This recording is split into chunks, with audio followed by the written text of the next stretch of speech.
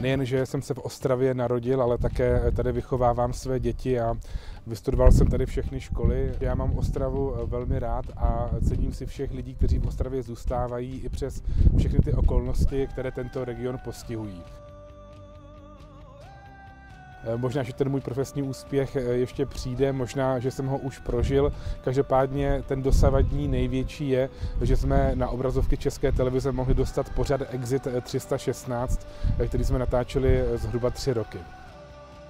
Rodina pro mne znamená bezpečí. Rodina pro mne znamená to, že se svou ženou vychováváme naše 3 děti, tak abychom na ně mohli být do budoucna hrdí.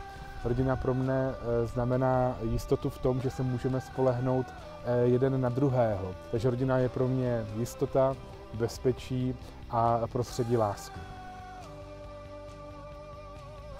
Já jsem se stal věřícím ve svých 18 letech a za tu dobu jsem prožil ve svém životě spoustu různých pochybností, spoustu životních kotrmelců, pádů.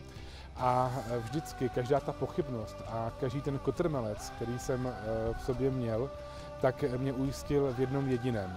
A to v tom, že Pán Bůh jednoduše existuje. Nedokážu to vysvětlit, musíte tomu věřit, od toho je to slovo víra. Takže já vás všechny srdečně zvu na bohoslužbu do Kulturu a pevně věřím, že si tam o tom třeba i my osobně můžeme popovídat o něco více. Přijďte.